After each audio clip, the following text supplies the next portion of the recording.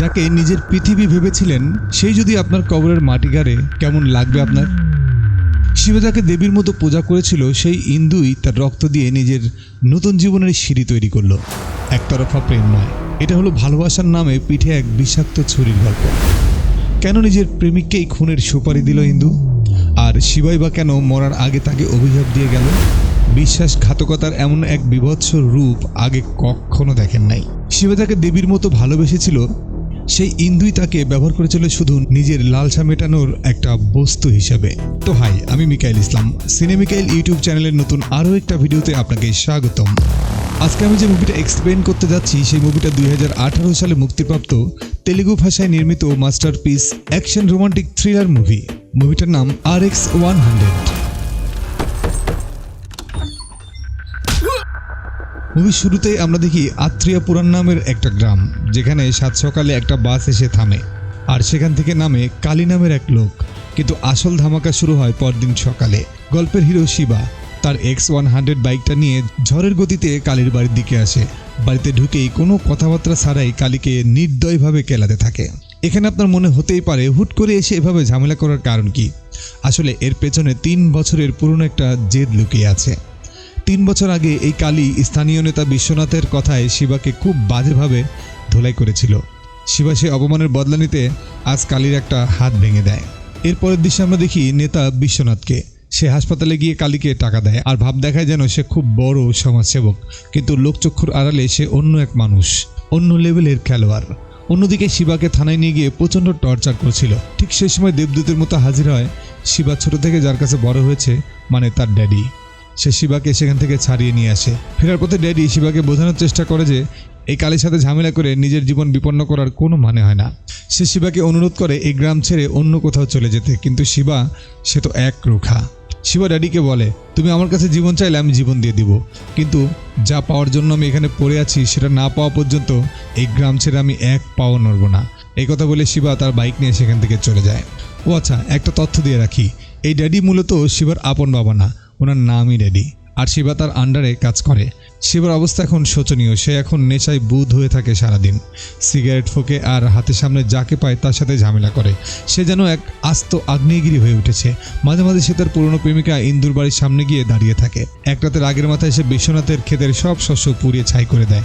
এই খবর শুনে আরেক নেতা কাশী বিশ্বনাথকে খোঁচা দিয়ে বলে যে ইদানিং শিবা নাকি তার লোকজনকে বেশ ভালোই শিক্ষা দিচ্ছে। বিশ্বনাথ আর কাশীর এই ঝগড়ার মাঝে ড্যাডি পড়ে গেলে বিশ্বনাথ তাকে আর শিবাকে শেষ করে দেওয়ার হুমকি দেয়। এদিকে শিবা খবর পায় যে ইন্দুর বাবার বাড়িতে নাকি কেউ একজন মারা গেছে আর ইন্দু সেখানে আসবে। এই কথা শুনে শিবার মনে আশার প্রদীপ জ্বলে ওঠে। সে পাগলের মতো সেখানে ছুটে যায় শুধু একবার ইন্দুকে দেখার জন্য। ঘন্টার পর ঘন্টা অপেক্ষা করে, কিন্তু শেষ পর্যন্ত তার দেখা পায় না। সেখানে বিশ্বনাথ শিবাকে দেখে ফেলে এবং তাদের মধ্যে টান টান উত্তেজনা তৈরি হয়। ফেরার পথে শিবা আবারও সেই পুরনো স্মৃতিতে ডুবে যায়। ইন্দুকে পাওয়ার জন্য সে কতটা পাগল ছিল সেটা তার প্রতিটি দীর্ঘশ্বাসে বোঝা যায়। একদিন ড্যাডি তার বন্ধুদের সাথে গল্প করার সময় সেখানে শিবা হাসাহাসি করছিল। ড্যাডি শিবাকে হাসতে দেখে খুব খুশি হয় এবং বলে, তোর বাবা মা মারা যাওয়ার পর তোকে দেখে আমি বেঁচে আছি রে বাবা, তুই এখানে সবসময় হাসি খুশি থাকিস। শিবাও আবেগপ্রবণ হয়ে বলে, আমার বাবা মাকে তো মনে নেই, তুমি আমার সব। এই আবেগের মাঝখানে ড্যাডি আবারও তাকে গ্রাম ছেড়ে চলে যাওয়ার কথা বললে শিবা জিদ ধরে বসে থাকে। ড্যাডি রেগে সেখান থেকে চলে গেলে শিবা ফিরে যায় 3 বছর আগের এক ঘটনায়। আমাদেরকে ফ্ল্যাশব্যাকে নিয়ে যাওয়া হয়। সেদিন প্রথমবার ইন্দু গ্রামে আসে তার বাবা বিশ্বনাথ আর তার দাদির সাথে দেখা করতে। অনেক চঞ্চল স্বভাবের ইন্দু তার দাদির সাথে খুব মজা করছিল। অন্যদিকে গ্রামে চলছিল নির্বাচনের হাওয়া। নির্বাচনের রেজাল্ট বেরোনোর পর দেখা যায় বিশ্বনাথ জিতে গেছে। ড্যাডি আর শিবা এই জয়ে খুব খুশি ছিল, কারণ তারা বিশ্বনাথকে সাহায্য করেছিল। কিন্তু বিশ্বনাথের মনে অহংকার ছিল। সে ভাবছিল ড্যাডির সাহায্য ছাড়াই সে জিততে পারত। এই উৎসবের আমেজ আর উত্তেজনার মাঝে একটা জিপ এসে থামে বিশ্বনাথের বাড়ির সামনে। আর ঠিক সেই মুহূর্তেই প্রথমবারের মতো ইন্দুর সাথে শিবার চোখাচোখি হয়। ব্যাস, এখান থেকেই শুরু হয় এক বিধ্বংসী প্রেমের কাহিনী। প্রথম দেখায় শিবার পার্সোনালিটি আর রাফ অ্যান্ড টাফ বডি দেখে ইন্দু একেবারে মাতোয়ারা হয়ে যায়।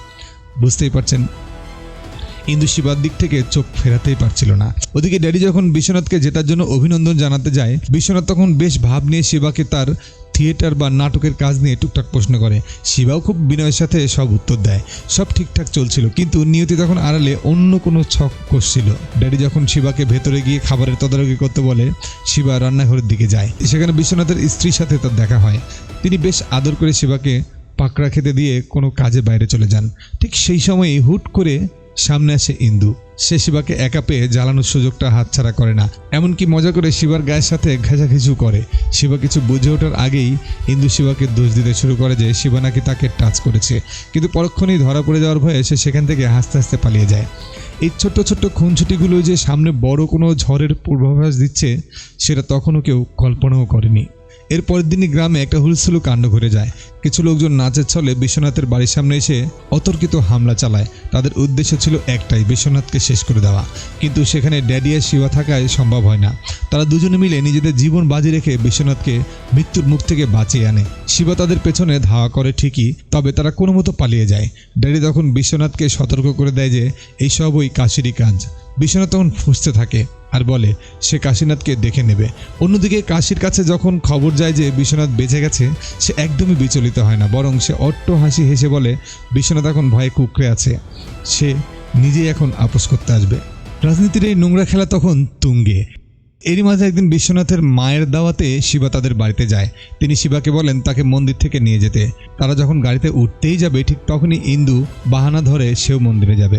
ইন্দু নিজেই জিপের ড্রাইভিং সিটে বসে পড়ে আর ঝড়ের গতিতে গাড়ি চালাতে শুরু করে। মন্দিরে পৌঁছানোর পর ইন্দুর দাদি যখন দর্শনে ব্যস্ত, তখন ইন্দু ফন্দি করে শিবাকে বলে সে অন্য একটা মন্দিরে যাবে। দাদিকে ছাড়াই তারা দুজন আলাদা একটা নির্জন মন্দিরে চলে যায়। সেখানে গিয়ে তারা একসাথে প্রার্থনা করে। এই মন্দিরের পরিবেশটা তাদের দুজনের মনের কথাগুলো বলার জন্য একদম পারফেক্ট ছিল। আরেকটা কথা, এই কয়দিনে তাদের দুজনের বেশ অনেকবার দেখা হয়েছে। দুজন বেশ ভালো কিছু সময়ও কাটিয়েছে আর দুজনের ভালো একটা বন্ধুত্ব হয়েছে। ওদিকে গ্রামের অন্য প্রান্তে ড্যাডি একটা ভয়ঙ্কর সত্য জানতে পারে। সে দেখে কাশির লোকগুলো বালুর ব্যবসার আড়ালে মানুষের কাছ থেকে জোর করে টাকা নিচ্ছে। ড্যাডি যখন তাদের বাধা দিতে যায় তখন তারা একটা বিস্ফোরক তথ্য দেয়। তারা বলে কাশীকে এসব অন্যায়ের অনুমতি খুব বিশ্বনাথে দিয়েছে। ড্যাডি নিজের কানকেও বিশ্বাস করতে পারে না। সে সোজা বিশ্বনাথের বাড়িতে গিয়ে সরাসরি কৈফিয়ত চায়। বিশ্বনাথ তখন তার আসল রূপ দেখায়। সে ড্যাডিকে অপমান করে বলে আমি তোমার জন্য নির্বাচনে জিতিনি, আমি মানুষকে টাকা খাইয়ে জিতেছি। এই নিয়ে দুজনের মধ্যে প্রচণ্ড কথা কাটাকাটি হয় আর হাতাহাতি হয়। ঠিক এই উত্তপ্ত পরিস্থিতিতে একটা অদ্ভুত ঘটনা ঘটে। শিবা রাগের মাথায় একজনকে শেষ করে দেওয়ার জন্য তার পিছু নিয়ে একটা ঘরে ঢুকে পড়ে, কিন্তু সেখানে ঢোকা মাত্রই পেছন থেকে ইন্দু তাকে টেনে ঘরের কোনায় নিয়ে যায়। শিবা কিছু বলার আগেই ইন্দু সরাসরি তাকে প্রপোজ করে বসে। ইন্দু বলে সে শিবাকে পছন্দ করে এবং তাকে বিয়ে করতে চায়। শিবা তো পুরাই টাসকে খেয়ে যায়। যে মেয়েটাকে সে মনে মনে ভালোবেসেছে সে নিজেই যখন এইভাবে ধরা দেয় তখন কার না মাথা ঘোরে। শিবা যেন খুশিতে পাগল হয়ে যায়। সে ঘর থেকে বেরিয়ে সারা গ্রাম জুড়ে নেচে গিয়ে বেড়াতে থাকে আর ঝামেলার কথা সে ভুলেই যায়। তার মনে তখন খুশির জোয়ার। সে ড্যাডির কাছে গিয়ে ইন্দুর সব কথা খুলে বলে। ড্যাডি একটু অবাক হলেও বলে যে সে বিশ্বনাথের সাথে কথা বলবে, যদিও তখন পরিস্থিতি খুব একটা সুবিধার ছিল না। অনেকদিন পর ইন্দু একটা বুদ্ধি বের করে। সে তার বাবাকে বলে যে তার এক বন্ধু ইউকে যাচ্ছে, তাকে সিওপ করতে সে বাইরে যেতে চায়। বিশ্বনাথের মা বিরোধিতা করলেও বিশ্বনাথ তার আদরের মেয়ের আবদার ফেরাতে পারে না। সে তাকে যাওয়ার অনুমতি দিয়ে দেয়। ইন্দু বাসে করে বেরিয়ে পড়লেও মাঝপথে নেমে যায়। সেখানে আগে থেকেই বাইক নিয়ে অপেক্ষা করছিল শিবা। তারা দুজন শহর দিকে রওনা দেয়। রাস্তার দুধারের দৃশ্য, খোলা বাতাস আর একে অপরের সাথে সামনে এগিয়ে চলা, সব মিলে তারা দুজন যেন জীবনের অন্যতম একটা সময় কাটায়। শহরে ঘোরার সময় ইন্দু হুট করে একটা অদ্ভুত কাণ্ড করে বসে। সে শিবাকে সিগারেট খাওয়া শেখাতে শুরু করে। শিবা প্রথমে না খাইতে চাইলেও ইন্দুর অনুরোধে শেষ পর্যন্ত সিগারেট খাওয়া শুরু করে। সারা রাত তারা শহরের আনাচে কানাচে ঘুরে বেড়ায় আর ভোরের আলো ফোটার ঠিক আগে বাইক নিয়ে গ্রামে ফেরে। কিন্তু বিধিবম পরদিন সকালেই শিবা ড্যাডির চোখে ধরা পড়ে যায়। ড্যাডি যখন দেখে শিবা সিগারেট টানছে তখন তার মনটা খুব খারাপ হয়ে যায়। সে গম্ভীর গলায় শিবাকে বোঝায়, দেখ বাপ, এসব নেশায় একবার ঢুকে পড়লে আর জীবনেও ছাড়তে পারবি না। কারো দেখা দেখি এরকম খারাপ অভ্যাস করাটা মোটেও ঠিক না। ড্যাডি আর বেশি কিছু না বলে সেখান থেকে চলে যায়। এবার শিবা বুঝতে পারে সে তার সবচেয়ে প্রিয় মানুষটাকে কষ্ট দিয়ে ফেলেছে। পরে শিবা ইন্দুকে এই কথাগুলো জানায় আর বলে তোমার জন্য ড্যাডির কাছে আমাকে মিথ্যা বলতে হচ্ছে।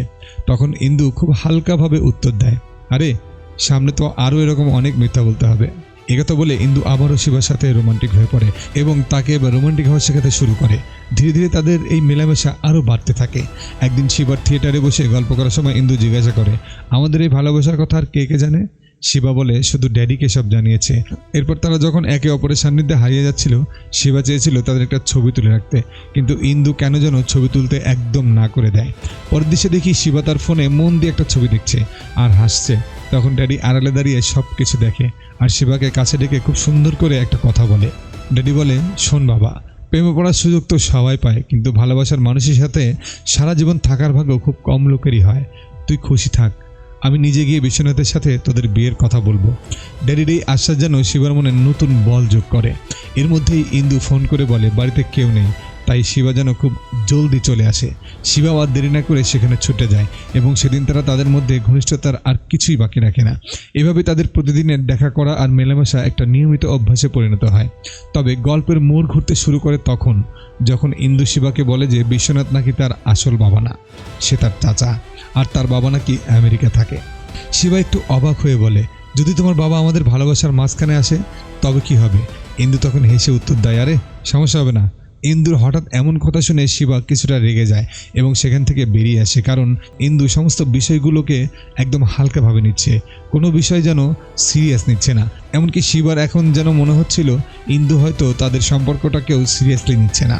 এমনকি এক পর্যায়ে শিবা রাগের মাথায় বাইকের একটা তার খুলে ইন্দুর গলায় পরিয়ে দিতে যায় প্রতীকী বিয়ে হিসাবে। ইন্দু তখন তাকে শান্ত করে বলে, এভাবে লুকিয়ে বিয়ে করার তো কোনো মানে নেই, আমি নিজে বাবার সাথে কথা বলবো, আমার বিশ্বাস উনি অবশ্যই বিয়েতে রাজি হবে। সেই রাতেই শিবা ড্যাডিকে কল করে সব কিছু খুলে বলে। শিবা ড্যাডিকে অনুরোধ করে যেন ড্যাডি বিশ্বনাথের বাড়িতে যায়, যাতে ইন্দু কথা বলার সময় ড্যাডি সেখানে উপস্থিত থেকে সব সামলে নিতে পারে। ড্যাডি রাজি হয়ে বেরিয়ে পড়ে, কিন্তু পরদিন সকালে শিবা ঘুম থেকে উঠে দেখে ড্যাডি বাড়িতে নেই। ড্যাডিকে কল করলেও সে রিসিভ করে না, এমনকি ইন্দুকেও তার ফোনে পাওয়া যাচ্ছে না। শিবার মনে তখন কেমন লাগতে শুরু করে। তখনই হুট করে ড্যাডির ফোন আসে এবং সে জানায় তার ভয়াবহ অ্যাক্সিডেন্ট হয়েছে। তখন শিবা পাগলের মতো হাসপাতালে ছুটে যায়। সেখানে ড্যাডি ব্যথায় কাতরাতে কাতরাতে বলে সে বিশ্বনাথের বাড়ির দিকে যাচ্ছিল, কিন্তু মাঝপথে একটা গাড়ি তাকে ধাক্কা দিয়ে চলে যায়, এজন্য সে আর সেখানে পৌঁছাতে পারেনি। শিবা ড্যাডির এই অবস্থা দেখে ভেঙে পড়ে। অন্যদিকে ইন্দুর সাথে কোনোভাবে যোগাযোগ করতে না পেরে দিশেহারা হয়ে পড়ে শিবা। ড্যাডি অ্যাক্সিডেন্ট করে হাসপাতালে থাকার সুযোগে এসে শিবাকে টাকা আদায়ের জন্য অন্য এক জায়গায় পাঠিয়ে দেয়, কিন্তু সেখানে যাওয়া মাত্রই শিবার কাছে একটা কল আসে, যা শুনে ওর পায়ের নিচের মাটি সরে যায়। খবর আছে ইন্দু নাকি বিয়ে হয়ে যাচ্ছে। আর এই কথা শুনে শিবা কি আর স্থির থাকতে পারে? সে পাগলের মতো দৌড়াতে শুরু করে। এরপর বাইক নিয়ে ঝড়ের গতিতে ইন্দুর বাড়ির দিকে রওনা দেয়। তাড়াহুড়ো করে যাওয়ার জন্য একটা গাড়ির সাথে ধাক্কা খায়। বাইক নিয়ে আসার খেয়েও সে তার পরোয়া করে না। শিবা যে কোনোভাবে ইন্দুর সামনে গিয়ে দাঁড়ালে ইন্দু যা বলে সেটা শোনার জন্য শিবা মোটেও প্রস্তুত ছিল না। ইন্দু খুব নির্লিপ্তভাবে বলে, বাবা আমাদের এই সম্পর্ক মেনে নেবে না, উনি আমার বিয়ে ঠিক করে ফেলেছেন অনেক আগেই, তুই এখান থেকে চলে যা, না হলে বাবা তোকে শেষ করে দেবে, তুই বেঁচে থাকলে আমার শান্তি। ইন্দুর কথায় যেন কেমন একটা রহস্য আর অদ্ভুত এক দূরত্ব ছিল। ঠিক সেই মুহূর্তে সেখানে হাজির হয় সাক্ষাৎ যমদূত বিশ্বনাথ। তার গুন্ডা বাহিনীকে দিয়ে শিবাকে একদম কুকুরের মতো মারতে মারতে নিয়ে যায় তাদের গোডাউনে। সেখানেও শিবার উপর চলে অমানবিক অত্যাচার। শিবা বারবার পালানোর চেষ্টা করে, কিন্তু আদেশ অনুযায়ী তারা শিবাকে ইচ্ছে মতো মারতে থাকে, যেন শিবাকে তারা এবার একদম শেষ করে দেবে। এমনকি শিবার সেই শখের বাইকটাও জ্বালিয়ে দেয়। পরদিন সকালে কোনো মতো জ্ঞান ফিরলে শিবা জানতে পারে ইন্দু নাকি বিয়ে হয়ে গেছে এবং সে গ্রাম ছেড়ে চলে গেছে। এই অসহ্য যন্ত্রণায় শিবা কান্নায় ভেঙে পড়ে। আর ঠিক এখান থেকেই গল্পটা আবার বর্তমানে ফিরে আসে। শিবা তার থিয়েটারে একা শুয়েছিল, সেখান থেকে সে বেরিয়ে আসে। ড্যাডি তখন লোক ঠিক করেছে যেন রাতারাতি শিবাকে শহর থেকে দূরে কোথাও পাঠিয়ে দেওয়া যায়, কিন্তু শিবা তখন যেন ঘোরের মধ্যে আছে। গ্রামে একটা নাচের অনুষ্ঠান হচ্ছিল, সেখানে শিবা পাগলের মতো নাচতে শুরু করে, আর সেটা আনন্দের নয় বরং বুক ফাটা হাহাকারের নাচ। পরদিন সকালে শিবা খবর পায় যে 3 বছর পর ইন্দু আবার গ্রামে ফিরছে। সে গিয়ে দাঁড়ায় ইন্দুর বাড়ির সামনে। সে বিশ্বনাথকে বুক ফুলিয়ে বলে, আমি জানি ইন্দু আমাকে ভালোবাসে, কিন্তু বিশ্বনাথ তার অহংকারে হাসি দিয়ে বলে, আমি ওকে অনেক আগেই বিয়ে দিয়ে দূরে সরিয়ে দিয়েছি। শিবা হাল ছাড়ে না, সে জেদ ধরে বাড়ির বাইরেই বসে থাকে। ঠিক তখনই শিবা দেখতে পায় ইন্দু তার স্বামীর সাথে ফোনে হাসাহাসি করে কথা বলছে। এই দৃশ্যটা শিবার কলিজায় তীরের মতো বিঁধে যায়। কিছুক্ষণ পরে পুলিশ এসে শিবাকে ধরে নিয়ে যায় এবং থানায় নিয়ে অকথ্য নির্যাতন করে। ড্যাডি তখন অনেক কষ্টে টাকা পয়সা দিয়ে থানা থেকে কোনো মতে শিবাকে ছাড়িয়ে নিয়ে আসে। কিন্তু শিবা তো নাছরবান্দা। সেদিন মাঝরাতে সে লুকিয়ে ইন্দুর ঘরে ঢুকে পড়ে।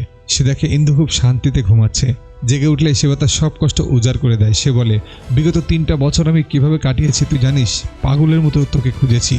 আমার সাথে যদি তুই সম্পর্ক রাখতে নাই চাইতি তাহলে আমার সাথে ভালোবাসার অভিনয় করলি কেন?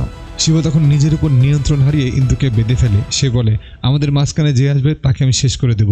এরপর শিবা যখন ইন্দুর বাঁধন খুলে দেয়, ইন্দু তখন তার আসল রূপ দেখায়। সে শিবাকে কষিয়ে একটা থাপ্পড় মেরে বলে, আমরা ভালোবেসেছিলাম ঠিকই, কিন্তু আমাদের স্বপ্ন তো সত্যি হয়নি। তুই যদি সত্যি আমাকে ভালোবাসতিস তাহলে আমার সুখে তুই খুশি থাকতিস।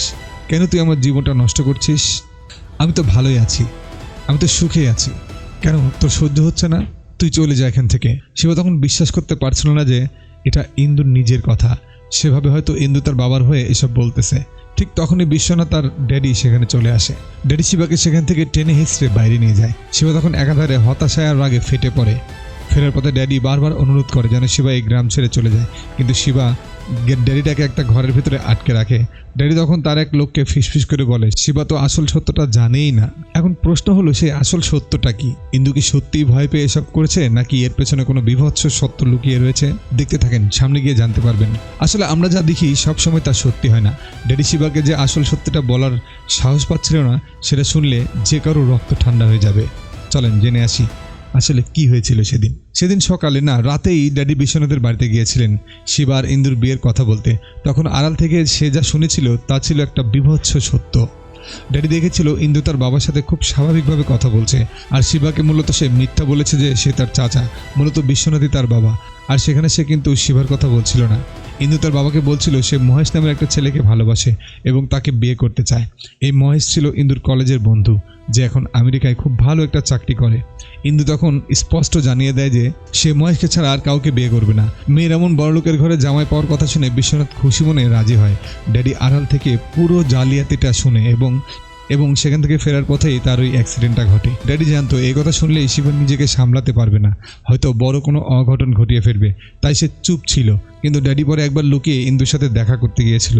তখন ইন্দু ড্যাডির সামনে কান্নার নাটক করতে শুরু করে যে তার বাবা নাকি বিয়েতে রাজি হচ্ছে না। ড্যাডি তখন কড়া ভাষায় বলে, এই নাটক বন্ধ কর ইন্দু, আমি নিজের কানে মহেশের কথা শুনেছি। এইবার ধরা পড়ার পর ইন্দুর রূপ মুহূর্তের মধ্যেই বদলে যায়। ইন্দু তার মাসুম চেহারা পাল্টে এক ধরনের নিষ্ঠুরতা নিয়ে বলে, ওহো, জেনে গেছেন তাহলে? তো এখন কি করার আছে? আপনার ছেলে কদিন আমার সাথে ঘুরেছে, শুয়েছে, আর তাতেই প্রেমে পড়ে গেছে। এতে কি আমার দোষ? আমি ওকে বিয়ে করার কথা কখনো ভাবিনি। আমার ভবিষ্যতের জন্য মহেশ বেস্ট অপশন ছিল, তাই ওকে আমি এই কয়দিন খেলার ছলে মাতিয়ে রেখেছিলাম। ড্যাডি তখন ঘৃণায় বলে, আমি তোমার আসল রূপটা চিনে ফেলেছি। তুমি শিবাকে শুধু নিজের শারীরিক লালসার জন্য ব্যবহার করেছো। শিবা তোমাকে চেনায় ভুল করেছে, কিন্তু আমি ওকে আর ভুল করতে দেব না। ও যদি তোমার এই শয়তানের কথা জানতে পারে তবে ও তোমাকে ছাড়বে না, শেষ করে ফেলবে। তার চেয়ে ভালো ও তোমাকে ভুলে যাক, আমি ওকে অন্য একটা শিক্ষিত মেয়ের সাথে বিয়ে দিয়ে দেবো। ড্যাডি কথা বলে চলে এলেও সে মনে মনে জানতো শিবা তাকে কোনোদিন ভুলতে পারবে না। এদিকে বাড়ির ভেতরে বিশ্বনাথ আর ইন্দুর মধ্যে ঝামেলা চলছিল। বিশ্বনাথ তার মেয়ের উপর প্রচণ্ড বিরক্ত হয়ে বলে, এই শিবা ছেলেটা তোর জন্য পাগল হয়ে আছে, আর তুই বলছিস তুই কিছু করিসনি? সারা গ্রামের মানুষ আমাকে ছিছি করছে, সবাই জিজ্ঞাসা করছে আমি শিবাকে কেন কিছু বলছি না। এখন আমি সবাইকে কি বলবো যে আমার নিজের মেয়েই এই নষ্টামির মূলে? ইন্দু তখন ব্যাহের মতো উত্তর দেয়, আমি কি করেছি? সব তো ঠিকই ছিল। বিশ্বনাথ রেগে গিয়ে বলে, যদি তোর স্বামী মহেশ এসব জানতে পারে তখন কি করবি? তখন ইন্দু দম্ভের সাথে বলে, মহেশ কিছু জানবে না, আমি সব হ্যান্ডেল করে নেব। মেয়ের নির্লজ্জতা দেখে বিশ্বনাথ হাত তুলতে গিয়েও থেমে যায়। সে বলে, তোর মতো মেয়ে বাজারের কোনো নষ্টার চেয়েও খারাপ। নিজের বাপের সম্মান ধুলি মিশিয়ে তুই এখানে আমেরিকা গিয়ে ঘর করার স্বপ্ন দেখছিস। একটা ছেলেকে নিজের লালসার জন্য ব্যবহার করলি, সে তোকে মন থেকে ভালোবাসলো, এখন তুই এটা কিভাবে মিটমাট করবি? এখানে মূলত বিশ্বনাথ মেয়ের সম্পর্কে কিছুই জানতো না। যখন ব্যাপারটা সবার জানাজানি হয়ে যায় তখন সে জানতে পারে, আর তখন তার নিজেরই কেমন যেন লজ্জা হচ্ছে নিজের মেয়ের প্রতি। কিন্তু ইন্দু তখন পাল্টা খোঁচা দিয়ে বলে, তুমি যখন সবই জানতে তাহলে কেন আমাকে মহেশের সাথে বিয়ে দিতে রাজি হলে? বিশ্বনাথ হাহাকার করে বলে, নিজের স্বার্থ আর সম্মানের ভয়ে। লোকে জানলে আমার মুখে যে চুলকানি পড়াতো। আমার মেয়ে গ্রামের এক অনাথ ছেলের সাথে প্রেম করে বেড়াচ্ছে, তাই তোর ভবিষ্যতের কথা ভেবে আমি এই পাপ চাপা দিয়ে রেখেছি। একজন বাবার কাছে সন্তানের সুখটাই তো সব। এই বলে বিশ্বনাথ সেখান থেকে বেরিয়ে যায়। এরপর বিশ্বনাথ সেখান থেকে সোজা চলে যায় সে কুখ্যাত নেতা কাশির কাছে। সে কাশিকে অনুরোধ করে, শোনো কাশি, শিবাকে যে করে হোক এই গ্রাম থেকে অন্তত কয়েকদিনের জন্য দূরে সরিয়ে দাও। আমার জামাই মহেশ আমেরিকা থেকে আসছে, সে থাকাকালীন শিবা যেন আশেপাশে না থাকে। রাজনীতি আর স্বার্থের এই নোংরা খেলায় শিবা তখন এক বলির পাঠা ছাড়া আর কিছুই নয়। কিন্তু গল্পের একদম শেষ পর্যায়ে এসে পাশার পুরোপুরি উল্টে যায়। বিশ্বনাথের অনুরোধে কাশীর গুন্ডারা হন্য হয়ে পুরো গ্রামে শিবাকে খুঁজতে থাকে।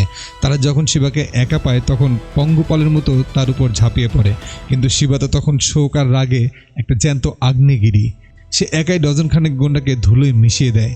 একে একে সবাইকে শেষ করে সে যখন কালীকে মারতে যায় তখন ওর দু চোখ দিয়ে যেন আগুন ঝরছে। শিবা কালীর গলা চেপে ধরে চিৎকার করে জিজ্ঞাসা করে, বল তোকে কে পাঠিয়েছে, বিশ্বনাথ নাকি কাশী? কালী তখন বাঁচার কোনো পথ না দেখে বিভৎস হাসির সাথে এমন একটা কথা বলে যা শিবার কানে তপ্ত সীসার মতো লাগে। কালী বলে, আরে ভাই, আমাকে তোর প্রাণের প্রিয় ইন্দু পাঠিয়েছে তোকে শেষ করতে। শিবা যেন আকাশ থেকে পড়লো, বিশ্বাস করতে পারছিল না। ঠিক সেই মুহূর্তেই কালীর ফোনে একটা কল আসে। স্ক্রিনে ভেসে ওঠা নামটা দেখে শিবা পাথরের মতো জমে যায়। কলটা ইন্দুর ছিল। শিবা ফোনটা রিসিভ করতেই ওপাশ থেকে ইন্দুর কর্কশ গলা শোনা যায়। সে খুবই নির্লিপ্তভাবে জিজ্ঞাসা করছে, শিবাকে কি শেষ করেছিস নাকি এখনো বেঁচে আছে? নিজের কানে এই কথা শোনার পর শিবা যেন আর পৃথিবীতে নেই। ওর পুরো পৃথিবীটা এক নিমিষেই চুরমার হয়ে যায়। আর এই সুযোগে কালী ওর পেছনে ছুরি বসিয়ে দেয়। মারাত্মক জখম হয়ে শিবা মাটিতে বসে পড়ে। ওর আর বাঁচারই যেন কোনো ইচ্ছা নেই। সে কালীকে বলে, ভাই তুই আমাকে শেষ করে ফেল। আমি শেষ হয়ে গেলেই তো ইন্দু শান্তি পাবে। আমি শেষ হয়ে গেলে তো ইন্দু শান্তিতে সংসার করতে পারবে, তাই না? শিবার মুখে এই কথা শুনে কালীরও বোধহয় একটু মায়া হয়। সে নিজে মরার আগে শিবাকে আসল সত্যটা বলে দেয়। সে জানায় ইন্দুকে এই বিয়ে জোর করে দেওয়া হয়নি। ইন্দু আগে থেকেই মহেশকে ভালোবাসতো আর তাকেই বিয়ে করেছে। শিবা ছিল তার জন্য টাইম পাস আর লালসা মেটানোর একটা বস্তু। এই চরম সত্যটা শোনার পর শিবার ভেতরে শেষবারের মতো একটা আগুন জ্বলে ওঠে। সে নিজের শেষ শক্তিতে কালীকে খতম করে পাগলের মতো ইন্দুর বাড়ির দিকে ছুটে যায়। ওদিকে ইন্দু নিজের ঘরে বসে কালীর ফোনে কল দেওয়ার চেষ্টা করছে, কিন্তু হঠাৎই সে ঘরের রিংটোনের শব্দ শুনতে পায়। সে তাকিয়ে দেখে শিবা তার ঠিক সামনে দাঁড়িয়ে, আর ওর হাতে কালীর সেই রক্তমাখা ফোনটা বাজছে। শিবাকে এই অবস্থা দেখে ইন্দু ভয়ে কুঁকড়ে যায়। শিবা দ্রুত গিয়ে ঘরের দরজা বন্ধ করে দেয়। শিবার গলার স্বর তখন পাথরের মতো ভারী। শিবা ইন্দুকে বলে, তোর সাথে শোয়া আর তোকে ভালোবাসা যদি আমার অপরাধ হয়ে থাকে, তবে কেন এই ভালোবাসার নাটকটা সাজালি? সরাসরি বলে দিলেই তো হতো, ভালোবাসার নামে তুই আমার পুরো জীবনটা ছারখার করে দিলি। এই বলে সে ইন্দুর গলা টিপে ধরে। ইন্দু যখন মৃত্যুর কোলে ঢলে পড়ার উপক্রম, ঠিক তখনই শিবা হাত ছেড়ে দেয়। সে ইন্দুর চুল মুঠো করে ধরে বলে, না, তোকে আমি কিচ্ছু করব না। তোকে আমি তোর এই জীবনটা ভিক্ষা দিলাম। এটাই তোর সবচেয়ে বড় শাস্তি। তুই সারা জীবন এই পাপের বোঝা বয়ে বেড়াবি। আমি যে তোর মতো একটা বিষাক্ত মেয়েকে ভালোবেসেছিলাম, এটাই ছিল আমার জীবনের সবচেয়ে বড় ভুল। এরপর শিবা ড্যাডির কাছে মনে মনে ক্ষমা চেয়ে নেয় এবং সেখানে সে মারা যায়। ঠিক সেই মুহূর্তে বিশ্বনাথ আর ড্যাডি ঘরে ঢোকে। বিশ্বনাথ নিজের মেয়ের এই শয়তানি আর এই করুণ দশা দেখে স্তব্ধ হয়ে দাঁড়িয়ে থাকে। কিন্তু তখন আর কিচ্ছু করার ছিল না। এক বুক ভালোবাসা নিয়ে আসা ছেলেটা একরাশ ঘৃণা আর বিশ্বাসঘাতকতাকে সঙ্গে করে পৃথিবী থেকে চির বিদায় নেয়। আর এভাবেই শেষ হয় গল্পটা। এরকম পরিস্থিতি আপনাদের মধ্যে হয়তো অনেকেই পার করেছেন, যেখানে বিশ্বাস এবং ধোঁকা দুটোই একসাথে যেন চরম একটা পর্যায়ে পৌঁছেছিল, তাই না? আপনার উপলব্ধিটা কমেন্ট করে জানাবেন। তো গল্পটা আপনার সঙ্গে মিলল কি না কমেন্ট করে জানাতে পারেন। আর পুরো মুভিটা দেখতে পারেন, খুব ভালো একটা গল্প। তাই সামাজিক কাজে লেগে পড়ুন। আমি যাচ্ছি, টাটা, বাই বাই।